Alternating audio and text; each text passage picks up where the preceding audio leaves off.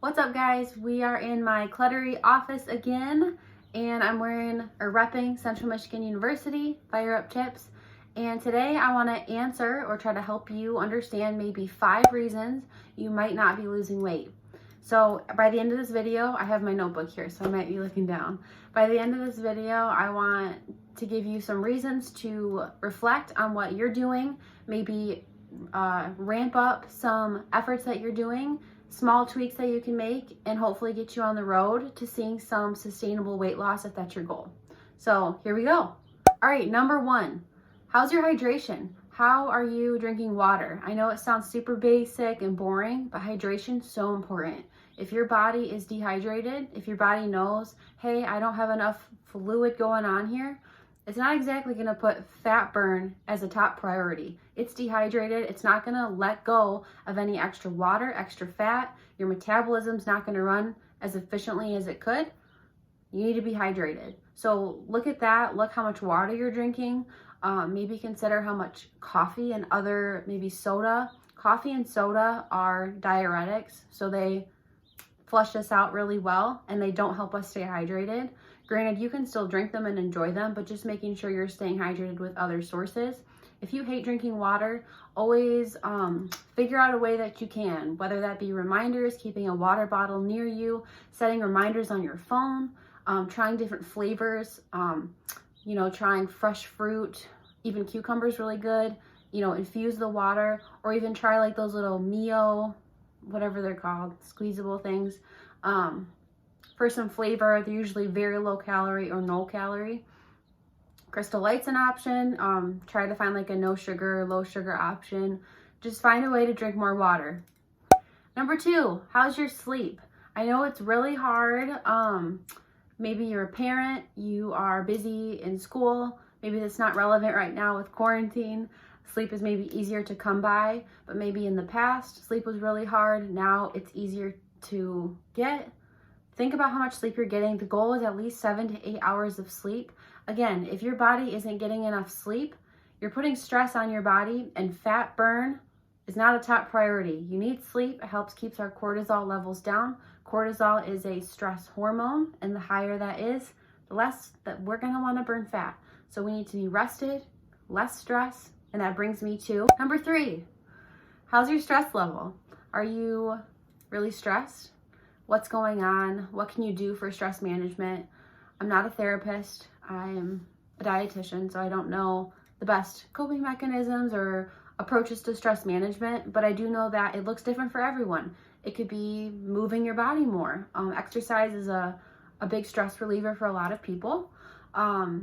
Stress management could look like journaling, listening to music. It could be yoga, meditation, whatever it is for you. It could be creating something like a drawing, a painting, something craftsy, artsy, whatever it is that's your hobby. Maybe that can be stress management for you. Maybe it's spending more time in reflection, devotion, whatever it is for you. So find a way to keep stress management a part of your routine. Sometimes it's good to almost put the cart before the horse with stress management.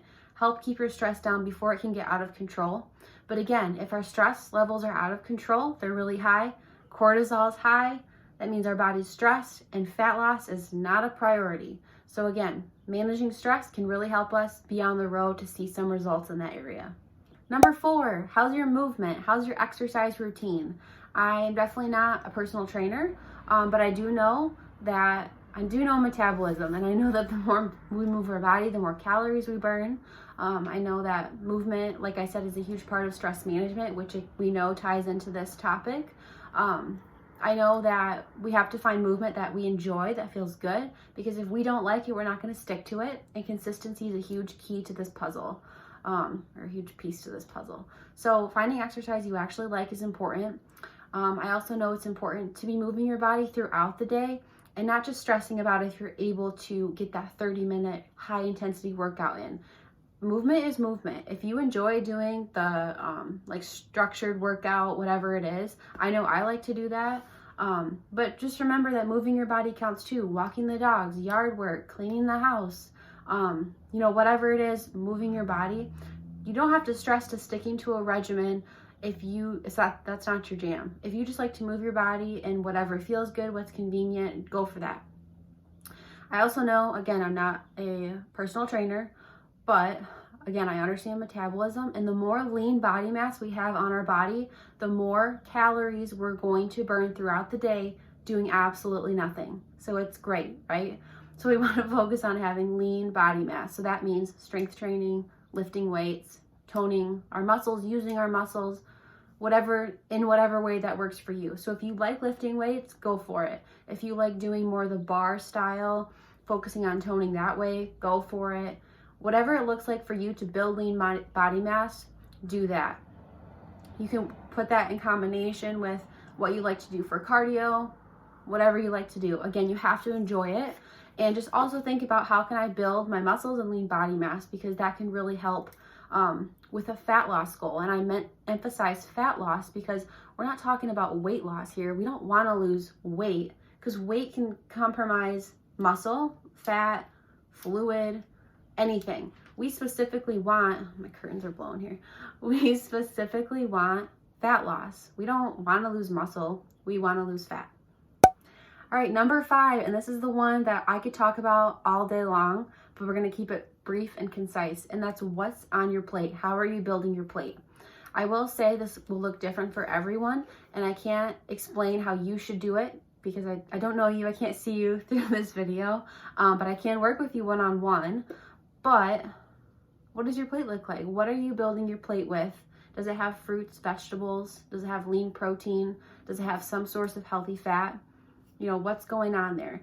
I'm sure you've seen a lot, like, you know, make half your plate, half of it fruits and vegetables. And again, that's so relevant because we often don't eat enough fruits and vegetables.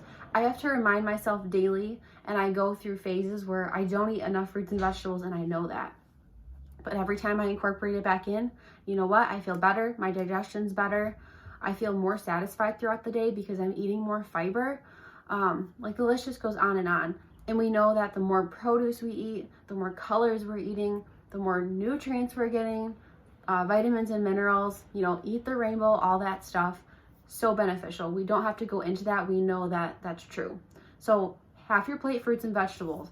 It can be hard, but try different ways. Maybe that's adding more veggies into your omelet. Maybe that's making a colorful smoothie some way. Whatever casserole you really like to make, add a variety of veggies in there. Maybe that's a stir fry. You know, there's so many ways to incorporate more produce. We just have to try new things, get in the kitchen, and find what we like. And I will say the power of a roasted vegetable, if you haven't roasted vegetables before, and what I mean by that is taking like broccoli or asparagus, anything, cauliflower, cut them up, drizzle with a little olive oil, salt, pepper, maybe garlic powder if you have it, roast in the oven at like 375 for 20-30 minutes. If you think you don't like broccoli, you need to try it that way first. But anyway, moving on. Do you have lean protein on your plate? Do you have like chicken breast or steak, or that could be eggs. It could be, if you are plant-based, it could be like beans or lentils. It could be edamame or tofu if that's your thing. Protein's so important, and also talking about healthy fat. So that could be nuts, avocado, even cheese. Making sure you have that lean source of protein and that healthy fat on your plate not only helps you just have a balanced plate in general with all of the food groups, it keeps you full and satisfied. Protein and fat keep us satiated and full. And the more full and satisfied we are, it means that we're not snacking throughout the day as much. It means that we're not obsessing about food and how hungry we are. We're giving our body the energy it actually needs. We're not over restricting, because that can't support a weight loss goal either. So I really want you to examine your plate. Do you have protein? Do you have fat? Do you have fiber? And fiber can look like the fruits and vegetables, like I was saying. It can also mean a starchy carb.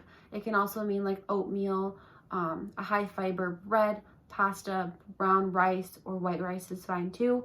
It could mean quinoa. So I don't want you to be scared of carbs. I want you to incorporate them, but I really want you to think about fruits and veggies and how can I get more fiber into my diet. So I hope you went through these 5 reasons with me.